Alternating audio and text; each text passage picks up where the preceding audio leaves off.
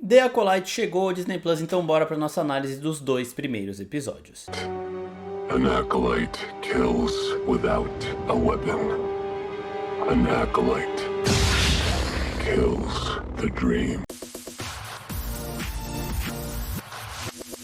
E aí, seus geeks, tudo certo? Eu sou o Marcos Veloso e o vídeo de hoje é pra gente falar sobre a nova série do universo Star Wars, que já recebeu 2 episódios, eles já estão no Disney Plus. Se você ainda não assistiu, assiste primeiro e depois volta pra cá, porque aqui a gente vai falar de um monte de spoiler daquelas nossas análises que a gente sempre faz de séries de Star Wars, Marvel, House of the Dragon e outras produções de universos de fantasia. Bom, primeiro de tudo, em que ano, em que época se passa The Acolyte? The Acolyte se passa 100 anos antes da ascensão do Império, ou seja, uma época antes de qualquer filme Star Wars que a gente já tenha visto e da maioria da grande parte das séries deste universo, o que oferece à equipe criativa uma liberdade absurda, liberdade essa que eles já celebraram por poder usar, ou seja, eles podem contar qualquer história aqui, porque é de uma era 100 anos antes dos filmes e 100 anos depois dos livros da República Alta. Nós temos 3 livros da República Alta. Esses livros se passam ali cerca de 200, 250 anos antes dos filmes. Então essa série está no meio dos dois. 100 anos de cá, 100 anos de lá. Eles podem contar a história que eles quiserem. E ela está no finalzinho da República Alta, que é quando os Jedi governavam, né, reinavam por toda a galáxia, implementando aqueles votos de paz. Né? Eles são os guerreiros da paz, em teoria. E eu digo em teoria porque essa série muito provavelmente, esses 2 primeiros episódios já mostraram, vai abordar uma hipocrisia Jedi. Né? Nós temos uma personagem principal aqui que sofreu aparentemente nas mãos dos Jedi e tem muito rancor por isso. E ela quer mostrar que eles nem sempre buscam a paz e que às vezes eles tomam decisões erradas. E nisso a gente começa a série com a Mei, essa personagem, indo atrás de uma Jedi que ela quer matar. Um detalhe interessante aqui é que quando ela chega no local onde ela quer encontrar a Mestre Indara, que é a Jedi interpretada pela Carrie-Anne Moss, que fez a Trinity em Matrix, ela pergunta para uma pessoa ali da região, onde está o seu Jedi? Isso é interessante porque mostra que os Jedi eles ficam espalhados, eles vivem livremente, abertamente em qualquer lugar aí, patrulhando regiões e mantendo essa paz. Né? E aí depois ela entra no bar, ela encontra a Indara e a Indara não quer o combate de primeira, até porque além dos Jedi eles estarem conseguindo manter a paz, eles se acham, e a gente percebe aqui, os seres mais poderosos de toda a galáxia. Então ela não tem porquê buscar uma briga com alguém que ela acredita ser muito inferior a ela nesses níveis de habilidade, né? Então ela espera pra ver, ela vai vendo ali o que a pessoa tá querendo, né? A Mei tá com a cara coberta e aos poucos ela vai se interessando pela conversa e sentindo um pouco desse teor agressivo da Mei.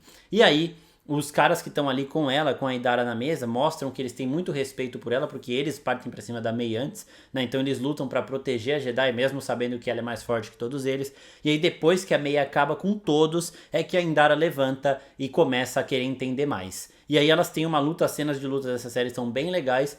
E um detalhe interessante, né, é que a Indara, a Jedi, ela não ataca em momento nenhum, ela vai se desviando enquanto a Mei vai pra cima dela, até então desarmada, e tenta pegar o sabre de luz da Indara. Isso é uma coisa interessante porque a Mei vai lutar também com o Sol no segundo episódio, e ela também vai tentar pegar o sabre dele no meio da luta. Né? E aqui elas continuam lutando, a Indara usa a força para segurar a Mei, e a Mei ela dá aquela de Arya Stark.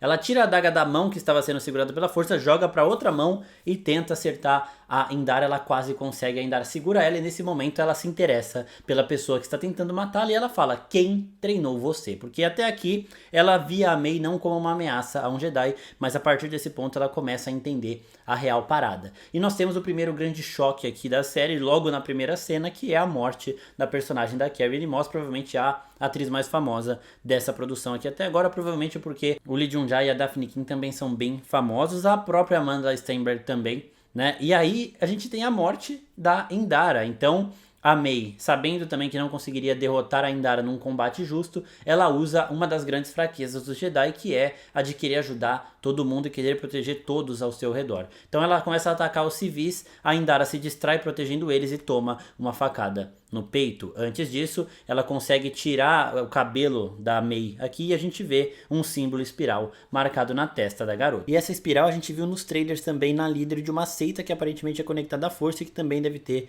relação com a origem da Mei. Mais pra frente nos episódios eles vão citar as 2 mães da Mei, né? Falam, as suas mães morreram naquele incidente e tal. Possivelmente esta líder que vocês estão vendo na foto aí é uma das mães dela, talvez. E também há a possibilidade de não serem duas, mas todas as mulheres da seita serem as mães das garotas, né? Porque ele cita no plural. Suas mães morreram naquele dia. Então pode ser tipo duas mães, pode ser toda a seita dessas mulheres. Então pode ser que elas estivessem criando as duas ali. E aí os Jedi chegaram lá e mataram elas, destruíram tudo, alguma coisa desse tipo. E aqui vem outro ponto interessante. Vocês lembram que eu falei que no começo da luta das duas, a Mei tentou tirar o sabre da Indara. A Indara conseguiu se esquivar, algo que o Sol também faz mais pra frente. Só que depois que a Indara tá morta, o sabre tá ali, livre pra ser pego. Ela não pega, ela vai embora e aí depois ela ainda ameaça o dono do bar ali, só que ela não mata ele porque ela vê o filhinho dele. Então assim, a gente vê uma pessoa que está sendo treinada aparentemente por um Sith, né, mais pra frente a gente vai vendo isso no episódio, eu vou falar disso também daqui a pouco, mas que tem ali também o seu código moral. Ela não vai matar qualquer pessoa, ela não vai matar o pai de uma criança, ela não vai deixar uma criança órfã, ela mesmo sendo uma órfã sabe o quão ruim, o quão difícil é isso. E depois disso nós temos o logo. Uma coisa interessante aqui é que o O de Acolyte, ele é duplo, né? A gente vê uma cor vermelha e uma cor azul, provavelmente indicando essas duas irmãs que a gente vai conhecer na série. E aí já somos apresentados a Osha, a outra irmã, né? A gente não sabia, não tinha informação de que seriam duas personagens gêmeas aqui na série, uma provavelmente do lado sombrio e outra do lado luminoso, mas a gente já tem essa pista na abertura, e o episódio em si vai dando pistas sobre isso até que a revelação acontece ainda nesse primeiro episódio. Eu quero saber de vocês aí nos comentários rapidinho, qual foi o momento que vocês perceberam que eram duas pessoas diferentes, a Mei e a Osha. Aí quando a gente tem a Osha acordando, né, ela faz um trabalho ali de mecânico, fazendo reparos exteriores nas naves. E ela também é uma sensitiva na força, né? Tanto que a gente achava que era a mesma pessoa, que ela tinha tentado matar, que ela tinha conseguido matar uma Jedi e agora estava aqui vivendo a vida normal dela. Ela até fala com o parceiro de trabalho dela que ela não deve satisfação a ele do que ela faz na folga dela, né? Então a gente pode imaginar que tinha sido ela que matou. E aí depois a gente vai vendo ao longo do episódio que não, são duas pessoas diferentes. A primeira das pistas é logo quando a Osha aparece, porque a Mei,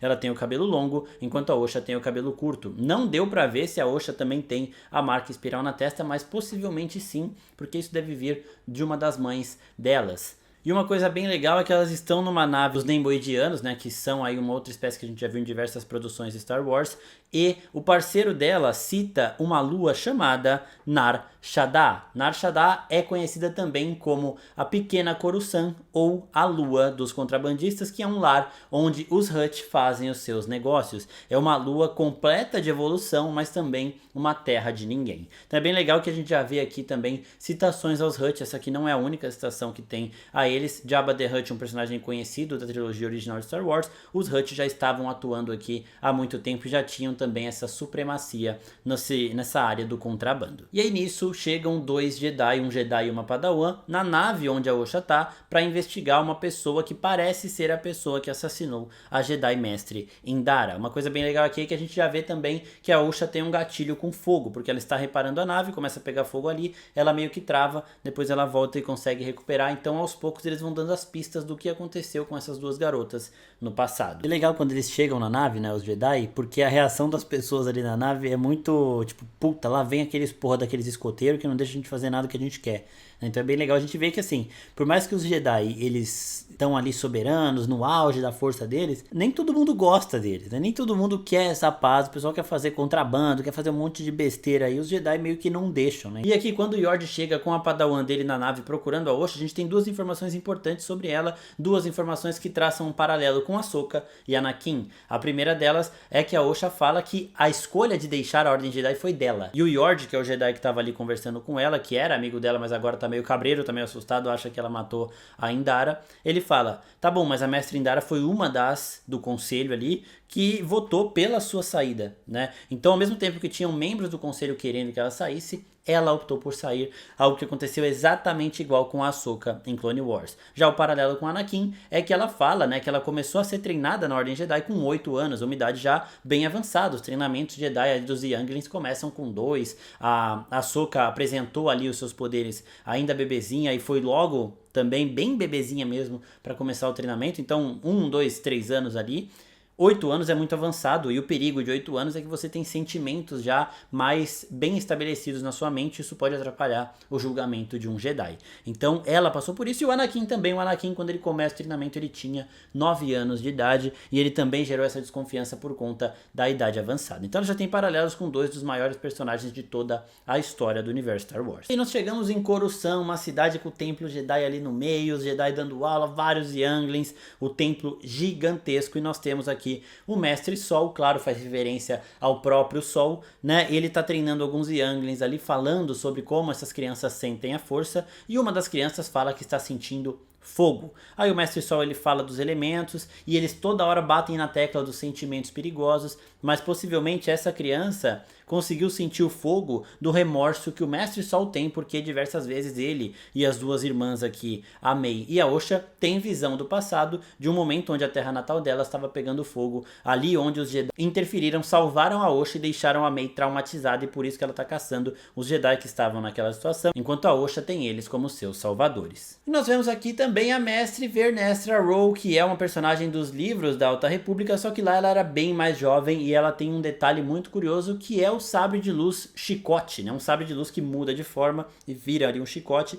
Ele estará na série também. Aqui, como se passa um bom tempo, desde quando a gente conheceu ela nas outras mídias de Star Wars até agora, ela já é uma mestre respeitada e aparentemente líder, ou uma das líderes ali deste Conselho Jedi, porque até o Mestre Sol se reporta a ela como se ela tivesse um grau superior, obedecendo as missões e tudo mais. E neste momento, né, a Osha ela tá ali sob custódia da nave dos Jedi para ir ao julgamento, porque ainda acham que foi ela que matou a Indara. A gente não tem ainda a confirmação de que existem duas que são gêmeas, então a gente também estava achando isso. E aqui nós temos outro ponto que fala, essa não é a mesma pessoa que estava lá, que é quando a Osha tenta usar a força para puxar um negocinho na prisão e ela não consegue. A Mei consegue usar a força, a Osha não. As duas são sensitivas, sim. A Mei, ela tem um treinamento regular até hoje, um treinamento extremamente avançado com um aparente Lord Sith, daqui a pouco a gente chega nele, enquanto a Osha abandonou a Ordem Jedi há 6 anos, ela fala isso, que há 6 anos ela deixou a Ordem Jedi, então ela meio que perdeu o jeito, né? Não é como andar de bicicleta assim que você nunca vai esquecer, ela tenta usar a força, um sinal de que ela já conseguia fazer isso antes, mas agora não consegue. Então aqui pra mim foi o momento definitivo que eu falei, não são a mesma pessoa, porque ela consegue usar a força, ela não consegue usar a força e a outra consegue ali. A parte do cabelo eu já tinha estranhado um pouquinho, mas não tinha ainda pegado, achei que era só um errinho ali, alguma coisa, mas aqui já ficou certo pra mim. Só que chegou um outro momento do episódio mais pra frente que eu falei, porra, será que ela tem dupla personalidade ou será que são duas pessoas diferentes? Que é no momento seguinte aqui, quando a Osha consegue sair dessa nave que ela está sendo conduzida para ir a julgamento, ela tem uma visão da irmãzinha gêmea dela, as duas jovens ali. Tem uma fala, inclusive, desta visão que é muito curiosa, que diz o seguinte: você está comigo e eu com você, sempre uma, mas nascida como duas. Eu te dou você, você me dá eu. Isso é uma cena muito curiosa também, que tem uma troca de câmera de quem fala o quê. Isso me deixou um pouco pensando que poderia ser dupla personalidade, mas não. São duas irmãs, as duas estão vivas aqui realmente nesse momento, só que uma não sabe que a outra tá viva. A Mei acha que a Osha morreu e a Osha acha que a Mei morreu, né? Então essa conexão delas vai além de uma tentando se comunicar com a outra à distância, porque elas nem sabem que uma outra está viva, né? E essa conversa é interessante porque quando é falado eu te dou você, a gente está vendo a Mei. E quando é falado você me dá eu, a gente vê a Osha. Então a Osha é sempre quem está recebendo nesse jogo de câmera, que eu também achei bem interessante. E aí nós temos aqui uma relação de força bem impressionante das duas, essa conexão que coloca elas frente a frente, mesmo estando a distâncias, né, absurdas, mesmo sem saber que uma outra está viva, pode indicar que elas são o que a gente chama de díade da força, que é quando são dois seres tão fortemente conectados com a força que eles se tornam um na força. Isso é uma parada extremamente poderosa, né? O Palpatine estava buscando díades da força na trilogia sequel, estamos falando de Kylo Ren e Rey, eles tinham essa conexão, eles conseguiam se conectar, eles conseguiam ver coisas um do outro, estando a distâncias absurdas, e aqui a gente pode estar vendo a mesma coisa acontecer com as irmãs Mei e Osha. E é talvez por isso, né, que este mestre Sith aí que está treinando a Mei possa ter interesse também na Osha mais para o futuro, possa querer a força das duas para usar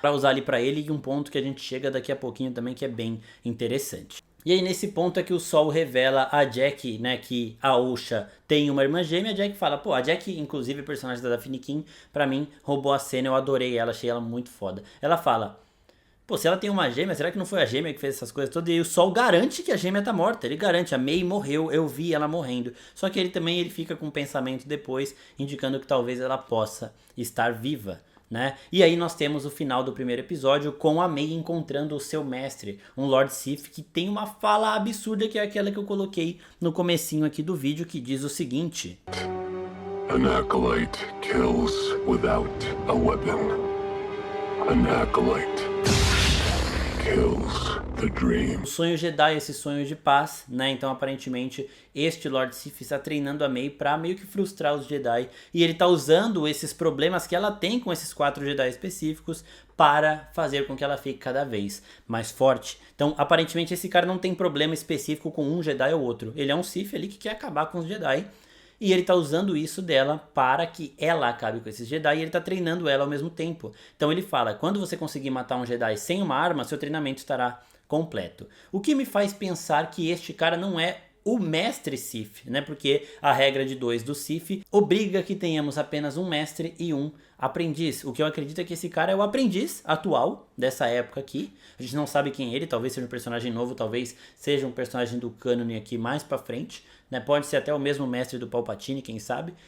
Mas o que parece é que ele é um aprendiz que quer tomar o lugar do mestre, ou seja, ele quer treinar uma acólita, uma aprendiz, para que ela fique forte o suficiente para que ele e ela consigam matar o mestre dele, e ele se torne o mestre e essa acólita se torne a aprendiz Sith. Então aparentemente é isso que está acontecendo, a regra de 2 tem que ser mantida, mas esse cara que é atualmente provavelmente o aprendiz, quer matar o seu mestre e assumir o lugar dele, mas para isso ele precisa ter uma acólita, ele precisa ter alguém que ajude ele nisso, e ele está treinando a May para isso, provavelmente só ela, mas talvez ele possa querer o poder da Díade, então trazer a Osha também pro lado dele. Isso daí é um dos mistérios que a gente vai ver ao longo dos próximos episódios. E aí nós começamos o segundo episódio com o mestre Torbin, que é o personagem interpretado pelo ator que fez o Tommen Baratheon lá em Game of Thrones, o Tommen que se joga da janela da Cersei. Uma coisa bem legal é que ele está envelhecido, só que nos trailers nós tivemos cenas dele mais jovem, então a gente vai ter um flashback, até porque a Carrie Ann Moss não faria só uma cena de um episódio, vai ter flashback com ela também, mostrando o que aconteceu para esses Jedi estarem sendo caçados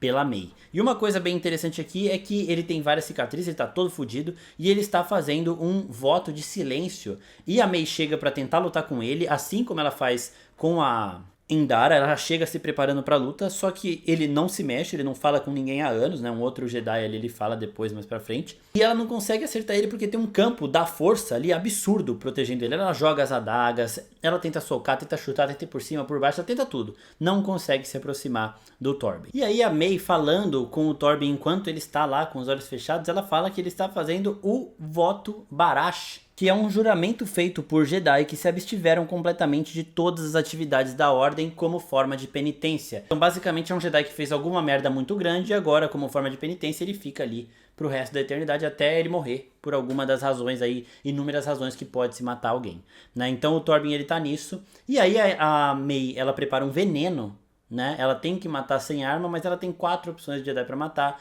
A Indara, ela usou arma. O Torbin, ela vai usar veneno, então ela também não vai usar. E ainda sobraria o Sol e um outro, que é o Keonaka, que é um Wookiee. Então ela chega com esse veneno e ela começa a falar com o Torbin. Ela fala, ó, aqui tá a sua chance de acabar com esse sofrimento de uma vez. Eu sei que você tá fazendo esse voto justamente porque você se arrepende das coisas que você fez lá e tudo mais. E aí ele abre o olho. Ele tava há muito tempo, anos, naquela posição, com o olho fechado, meditando. Ele abre o olho, ele para de meditar, ele olha pra May e fala, eu estava te esperando. A gente achou que a gente estava fazendo a coisa certa, então a gente vê um arrependimento dos Jedi, a gente vê que eles nem sempre tomam a melhor decisão, né, que eles cometem também erros, e ele toma o veneno de livre e espontânea vontade, porque era isso que ele queria morrer por conta de um erro muito grande que ele cometeu no passado, um erro que está diretamente direcionado, está diretamente conectado a May e a Osha, o que aconteceu com elas na cidade natal das duas. E antes disso, a May tinha pego esse veneno com o Kamir, que é um personagem ligado a ela, ligado a esse Lord Sif aqui, que tem muito conhecimento disso tudo. Então ele também fala da hipocrisia dos Jedi, ele fala que a paz é uma mentira também, citando aí algumas escrituras Sith, né? Então ele também é um cara conectado a isso. Não acho que em termos de combate ele seja, se bem que tem um momento ali que a May vai pra cima dele com raiva dele mais pra frente do episódio e ele encara ela, então ele também tem os níveis de habilidade muito avançados, mas eu acho estranho um Lord Sif tendo 2 aprendizes. Talvez ele esteja fazendo uma competição de acólitos aí, mas também não faz sentido porque ele tá ajudando ela. Então esse cara aqui deve ser só um agregado ali que sabe lutar, tal, mas ele tá na dele, ele não tem nenhuma ambição desse nível. E é bem legal também a introdução de outro personagem bastante misterioso. E nisso a gente vê que o Sol ele tem também um grande arrependimento e ele fala pra Osha: eu tentei salvar vocês duas. A gente não sabe o que fez ele não conseguir salvá-las. Se foi a destruição que estava acontecendo ali, se foram outros Jedi que impediram ele de salvar as duas, sabendo do perigo que uma díade da força poderia apresentar, eles podem ter sentido esse poder imenso nas duas e preferiram separá-las. Né? Uma outra coisa interessante também é que mais pra frente no episódio, a Osha fala que a Mei matou a família dela. Né? Então é uma irmã com muito rancor da outra também, achando que a responsável por todo esse desastre foi a irmã gêmea dela. Então realmente esse passado tem alguma coisa muito cabeluda que aconteceu. E nós temos o momento final, né? A Mei já está sendo rastreada pelo Sol e pelos outros Jedi que estão ali com ele, a Jack e o Yord junto com a Osha, e aí o Sol encontra a Mei. A Osha queria encontrá-la, só que ele pede para ela: deixa, eu tentei salvar vocês duas, deixa eu tentar me redimir, não sei o que. E aí ele encontra a Mei, e aqui nós temos a Mei com um comportamento diferente. Enquanto nos 2 outros Jedi, ela que foi atrás, então ela estava preparada para o enfrentamento, para encará-los, né, depois de tudo que ela passou na mão deles, aqui não. Aqui ela se surpreende a ver o Sol e ela ataca de cara, jogando uma das armas dela para mantê-lo longe. Então, nas outras 2 situações ela estava na ofensiva, aqui ela está se defendendo, assustada. E ela vai para cima do Sol e o Sol vai treinando ela ali, vai tentando descobrir por que ela está fazendo tudo isso, enquanto ele se esquiva, né, mostrando habilidades extremas. E ele estranha: você está tentando me atacar sem usar uma arma, por quê? Né? Então ele já tá sabendo que tem alguma coisa estranha ali, que ela não tá só pura e unicamente usando a raiva dela para atacar, porque senão ela ia usar todos os meios possíveis que ela tem para ferir um Jedi. Ela está atacando sem arma, ele percebe isso e ele questiona, né? Então ele já deve saber que tem alguém por trás dela nesse momento, vendo todos esses movimentos que ela tá fazendo. Nisso, a Mei fica encurralada, porque o Yord também entra em cena e a Jack chega com a nave para prendê-la. Ela consegue escapar dos dois, ela joga ali, ela faz a areia do chão subir e ela consegue fugir. E aí a Osha encontra ela, elas ficam frente a frente pela primeira vez. Uma já tinha ouvido falar que a outra poderia estar viva, mas elas ainda não tinham se encontrado. E elas se encontram e as duas travam, né? E nesse momento a Osha tá apontando aquelas armas de concussão ali pra Mei, aquela arma que não mata, mas apaga. E ela erra o tiro meio que de propósito, né? Não sei se foi de propósito, sim, porque ela tava com os sentimentos ali pegando em frente. Ela tem uma raiva da irmã, que a gente não sabe o motivo, mas quando ela viu a irmã viva ali, ela também deve ter sentido um alívio de que nem toda a família dela morreu. E ela dá o tiro errado, a Mei consegue escapar, encontra de novo o parceiro dela e eles vão agora atrás do último dos 4 Jedi que ela quer encontrar. Ela encontrou o Sol e não matou, já matou a Indara e o Torben. Então também gostei disso aqui na série, né? Ela tinha que matar 4 Jedi, já matou 2 dos Jedi que ela queria. Já tá indo atrás do terceiro, que é o Kelnaka, um Wookiee, né? E ela vai atrás dele ali numa floresta, e é bem legal que a gente vê o Kelnaka aparecendo no final do episódio, porque tem 2 contrabandistas ali na região onde ele está protegendo, onde ele está vivendo, e esses contrabandistas estão falando na língua dos Hutt, né? Ou seja, eles trabalham para os Hutt. Outra citação aqui, outra referência que nós temos, a família do Jabba. E esses caras estão tentando fazer alguma coisa ali que não devia estar fazendo no ambiente do Kelnaka. O Kelnaka aparece atrás deles, usa a força para tirar a arma dos dois, e aí a gente já percebe um Wookiee Jedi brabo, fudido. Inclusive no começo do episódio o Kamir fala pra Mei: você enfrentar um Jedi já é difícil, mas você enfrentar um Wookiee Jedi é mais difícil ainda, né? Então por quê? Porque os Wookiee eles são extremamente fortes, e um Wookiee que tem ainda a sensibilidade com a força é mais absurdo, né? Então a gente termina o episódio com isso, e com o Sol querendo ir atrás da Mei, só que a Vernestra chama ele para um conselho, pro conselho Jedi.